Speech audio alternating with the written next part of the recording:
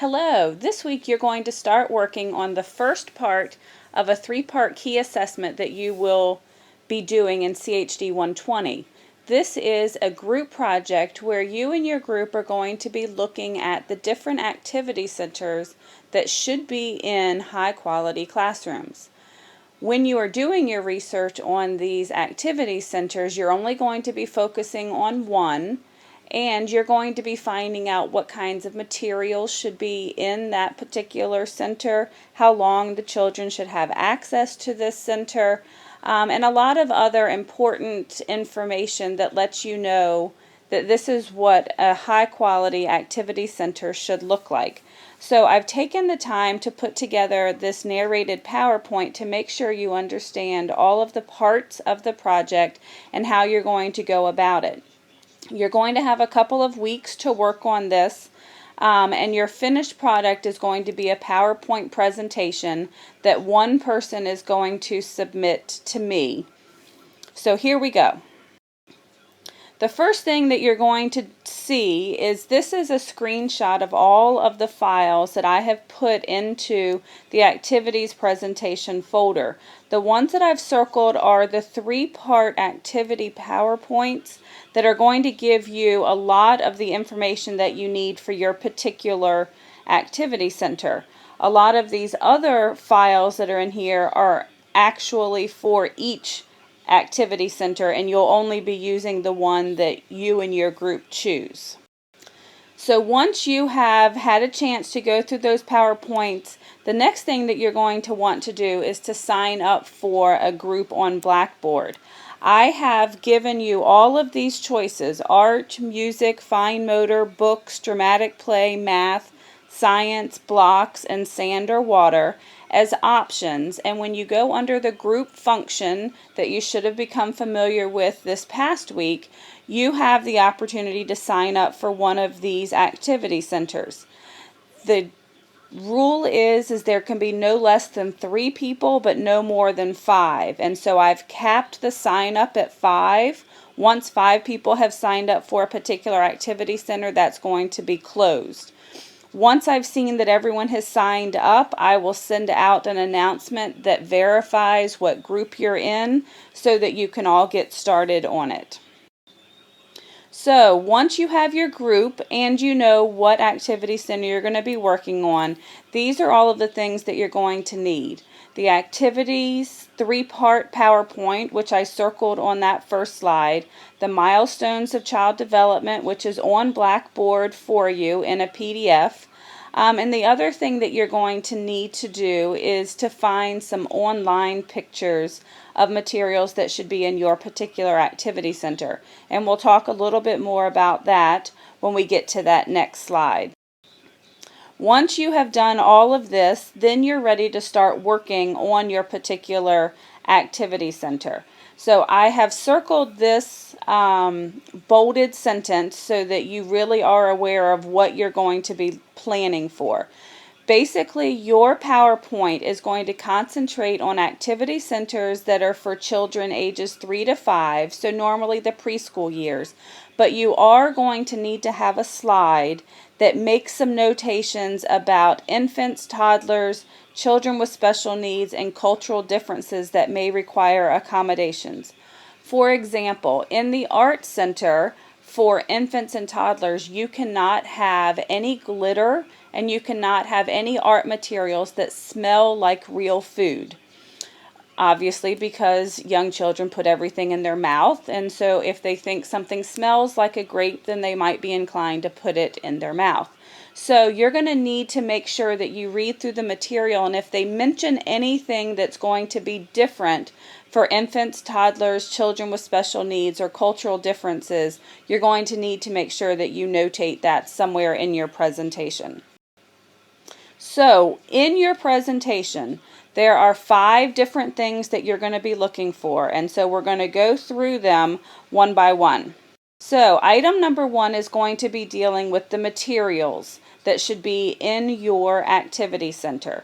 So you can use the activities PowerPoint, the PDF file that is also on Blackboard for your activity center.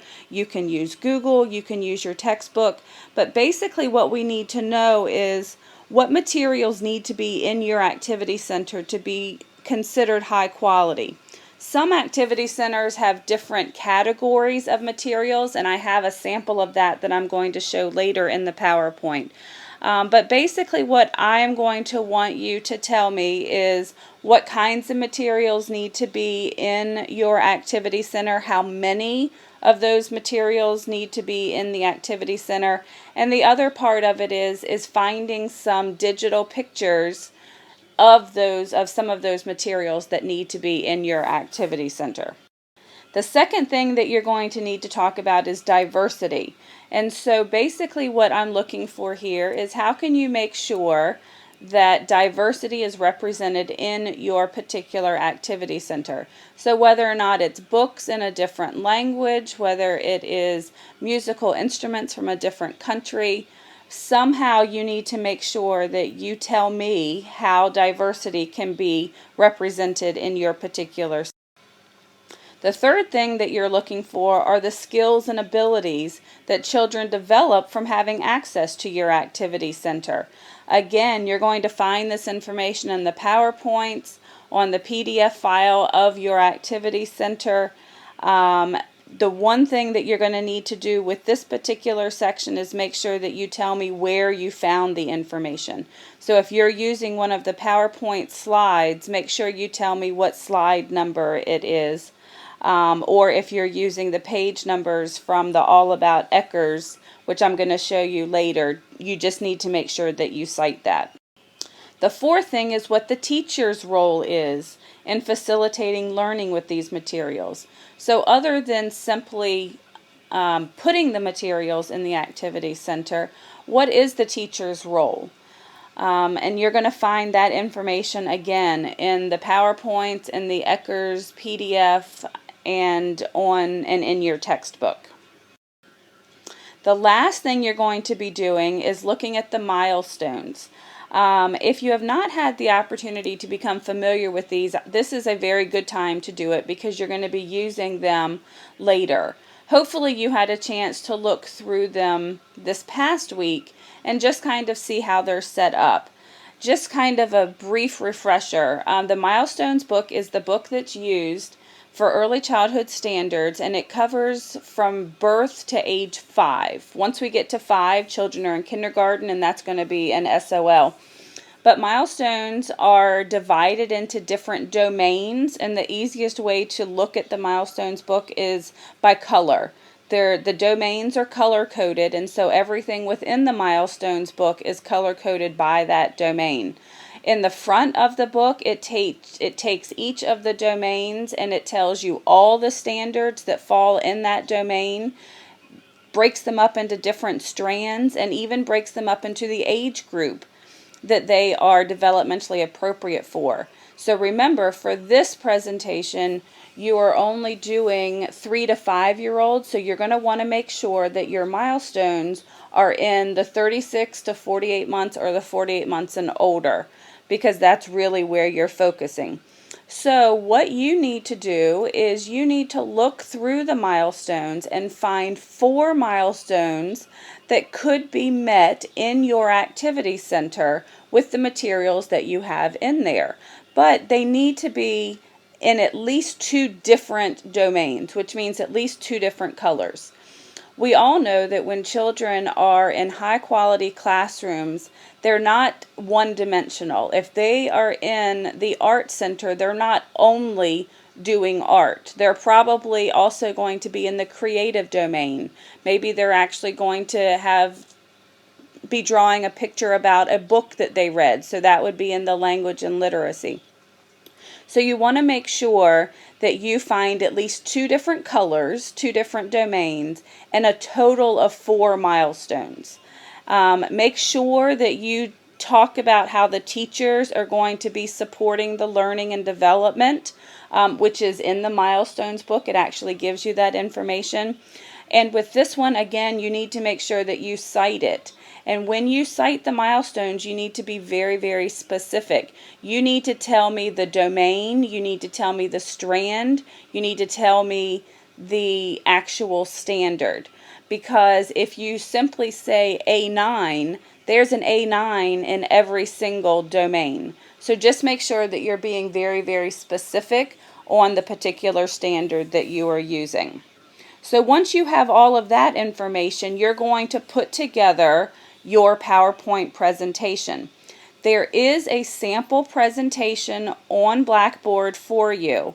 It's a math center, but please only use that as just kind of a reference of how it can be done.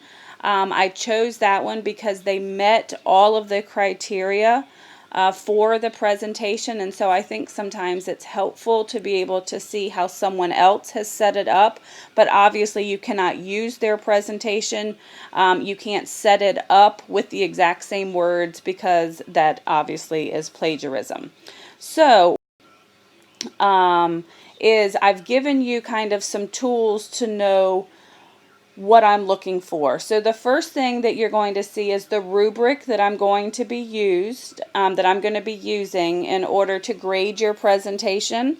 And so basically, as long as you give me all of the information and you make the presentation so that it is aesthetically pleasing, so that if you were to show it to another group, or if you were to use it in a training, that it would be kind of attention getting, then you're going to be fine.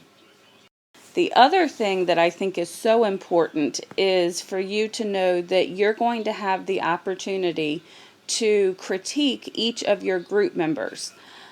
I know that a lot of us have been in groups before where not everyone has pulled their weight, and it's not fair if that happens and yet everyone gets the same grade.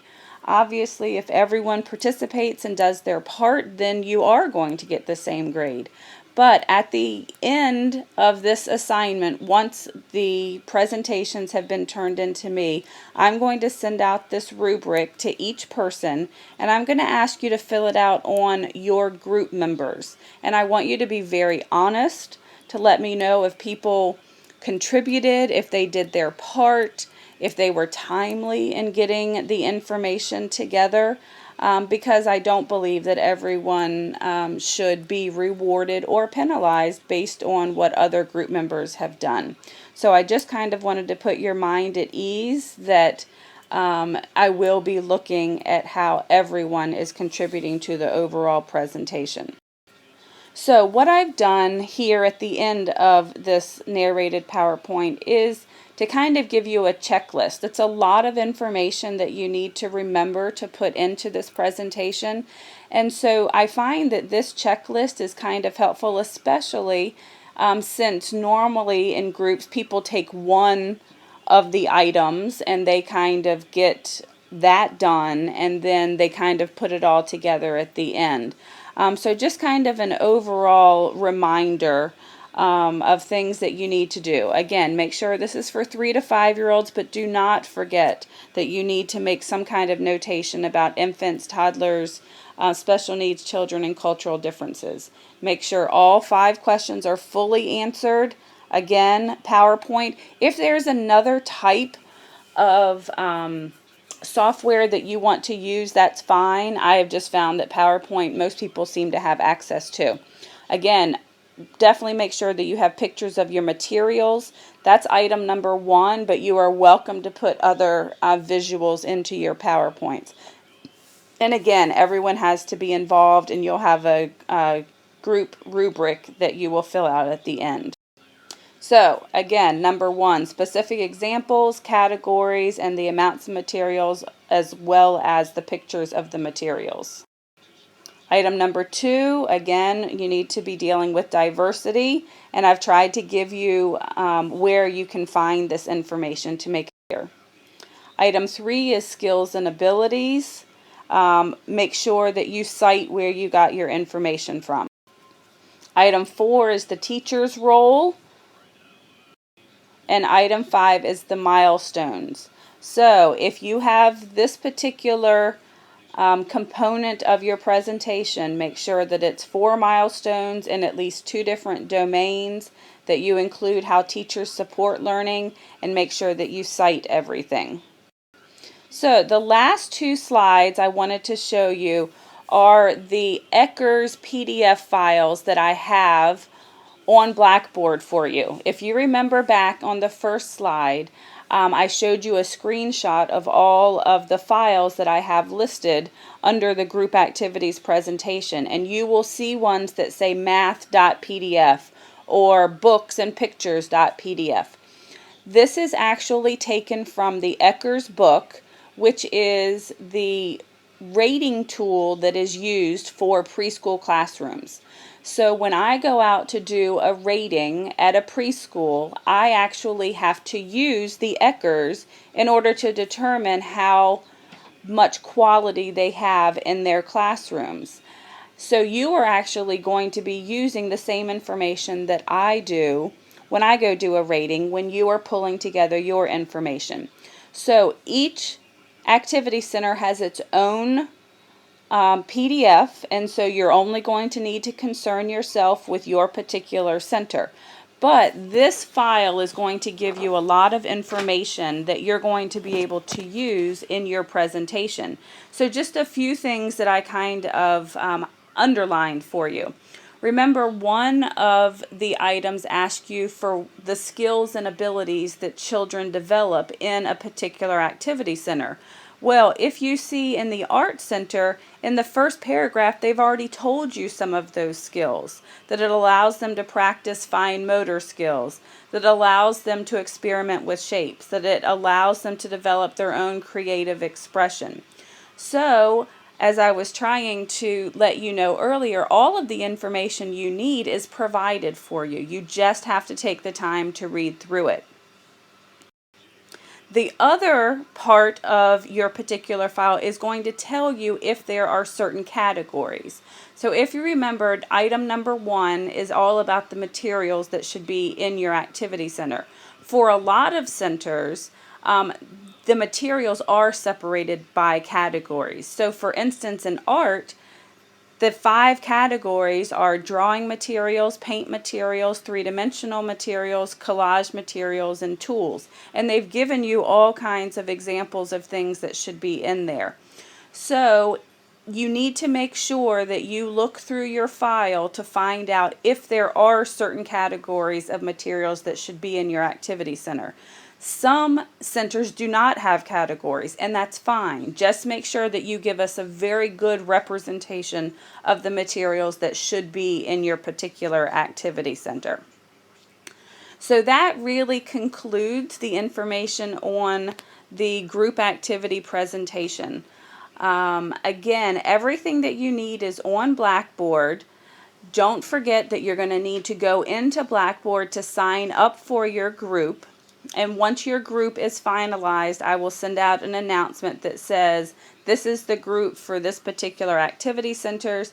And from then on, you are going to just be working with your group to get this presentation finished. It's not due for a couple of weeks. And once the groups are established, I plan on setting up a group feature in Blackboard where you can actually share files between each other, have your own discussion board that's really only focused on this activity presentation. But I hope you have a good time with it. It's a really valuable exercise so that you understand that when you walk into a classroom, you have to be very intentional about the types of materials that you're having in your center. You can't just decide that in my art center I want to have crayons and paper. That's not nearly enough for a high quality center. And so by the time that you are done working with your group, you're going to become an expert on what should be in your particular activity center. And once everyone has submitted theirs, we're going to put them on discussion boards so that you can look at all of the other groups and really have a good understanding of a bunch of different centers that should be in a high quality classroom. So I hope you have a great time with it. I'll be checking in with you fairly frequently to see how things are going, and please don't ever hesitate to give me a quick email if you're unsure about something or if you just need some clarification. I look forward to seeing the presentations that you put together, and I hope that you really find out a lot about what should be in each of these activity centers. Have a great time.